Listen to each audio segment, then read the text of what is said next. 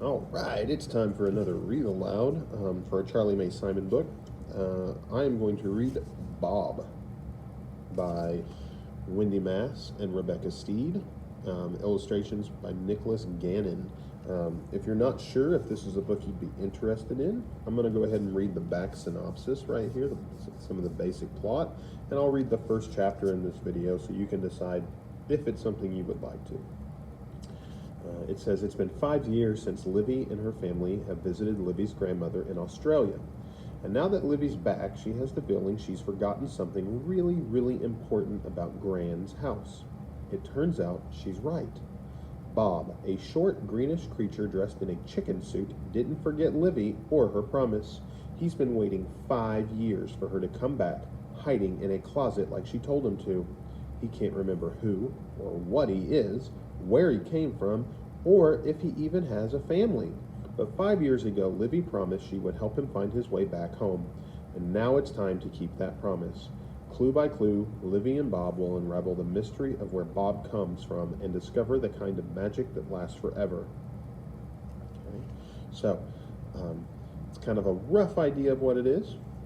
So here's the first chapter. See if you guys like it.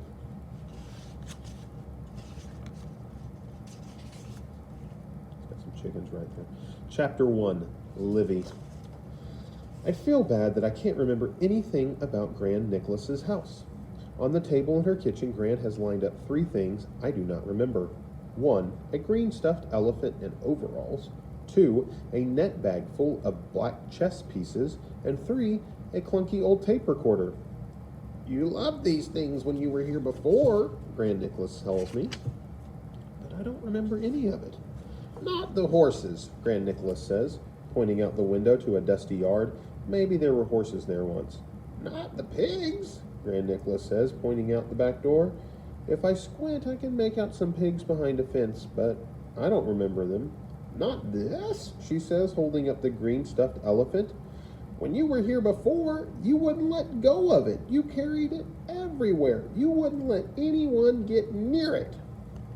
But it's like I never laid eyes on that green stuffed elephant in my life. It could have been anyone's green stuffed elephant, and I would not have minded. Mom looks nervous. She wants me to remember, but it's her fault I don't. She brought me here for a month when I was 5 and didn't bring me back again until now, when I'm practically 11. 10 and a half. Almost. Of course, I do remember Gran herself because we talk on the phone every week and we write each other postcards. Gran tells me the news of Australia, and I tell her the news of Massachusetts. She came to visit us once for 2 weeks, but I don't remember one thing about her house. Actually, maybe I do remember one thing. I think I remember a wrong chicken. I remember chickens, and one chicken that was different. One chicken was not like the other chickens, is what I remember. But standing here in the kitchen with everyone looking at me, I don't know how to ask Gran about that. I pick up the elephant. It's soft and floppy, and I still don't remember it. Gran Nicholas sighs. She doesn't say what I know she wants to say, which is that we should have come back sooner. On the other hand, Australia is very far away from Massachusetts. If you want to get from our house to Gran Nicholas's house, this is what you have to do. 1, drive from Massachusetts to New York City for 4 hours. 2, park the car and wait for a bus to the airport. 3, take a plane for 7 hours to California. 4, get off that plane. 5, take another plane for 19 hours to Melbourne, Australia. 6, get off that plane. 7, wait in 3 different lines while official people look at your bags and your papers. 8, wait in the rental car lane. 9, drive the car for 2 hours in Australia. And 10, get to Gran's house. Now, Mom's going to leave me here again while she goes to visit all her friends from growing up. The baby is too young to stay with Gran Nicholas, so she's going with Mom. I wonder what it's like here at night. I look at the chess pieces. Does Gran have the white ones? I open my mouth to ask, but instead I hear myself say, Are there chickens? Yes! She gets excited, and Mom looks happy. Gran grabs my hand and runs me out to the yard where some chickens are pecking in the dirt. I look them over, but they all look regular. Are these the same chickens? I ask Gran Nicholas. She says they are different chickens, but the idea of chickens is right. I don't exactly know how to ask the next question. Did you used to have one that was weird? Weird? She asked. Maybe there wasn't a weird one. Or maybe they don't say weird in Australia. Never mind, I say. I realize I'm squeezing something in the hand that Gran is not holding. I open it and see one of the black chess pieces. A pawn. Then coming back into the house with Gran, I see Gran's back stairs. They have carpet on them, and I suddenly know that I have bumped down those stairs. Did I ever bump down those stairs? I asked Gran, pointing. Yes, she says, you loved bumping down those stairs. You had a name for it. A name for the stairs? No, for bumping down them. You called it something. I think she is right. I think I did call it something, but neither of us can remember what it was. Now that I've remembered the chickens and the stairs, Mom looks happier. Like maybe Gran won't think we stayed away too long after all. The baby starts doing some pre-crying in her baby seat, and Dad and I invented the word pre-crying, which means the crying that comes right before the really loud crying. Mom isn't fussing with her because she wants me to know that this trip is about me having special time with Gran Nicholas, and not just for Gran to finally see the baby in real life.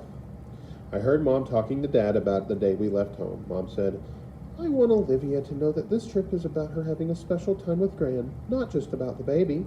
And Dad said, I know, hon. You told me yesterday, and again this morning. But Dad didn't come to Australia with us. He's at home, building a new room for the baby. He says it'll be ready when we get back. Then I sort of remember another thing. It's something about the second floor, but I'm not sure exactly what about the second floor it is. I'm still squeezing the black pawn. It feels good in my hand. Is there something about the second floor, I ask? Yes, Gran says the second floor is where your room is, in your four-poster bed.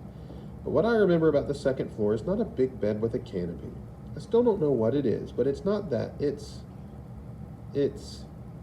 May I be excused, I ask, already turning towards the stairs. I'll come up with you, Mom says. Your room used to be my room when I was a little girl, remember? I stop, one hand on the railing of the carpeted stairs that I used to bump down, and for some reason I think I'm supposed to go up alone. I glance at Beth Ann, who is still wiggling in her seat, and our eyes meet, as if she knows that what I'm thinking. She quits her pre-crying and makes her someone feed me whimper. Mom turns toward her, torn between the two of us, and I zoom up the stairs. The doors along the upstairs hallways are open, and I peek into what must be Gran's room, where a patchwork quilt is pulled over the bed, and I pass the bathroom where soaps in the shapes of ducks and chicks pretend to march along the counter towards the sink. And by the time I reach the last room, my room, I'm almost running. I'm not sure why. And then I see the closet.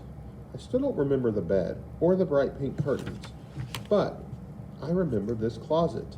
It's small, the doors seem like only a half a door, and there can't be much room on the other side.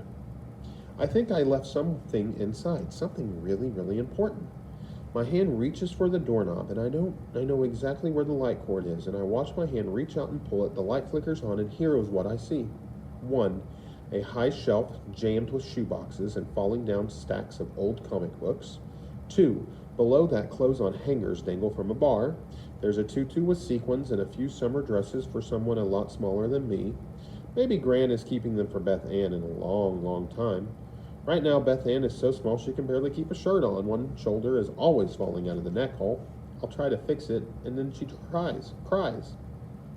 3. On the floor, under the little dresses, a Lego pirate ship sits on brown carpet. It has 4 sails and a mast and a lookout tower and even a swimming pool. It must have taken a long time to build.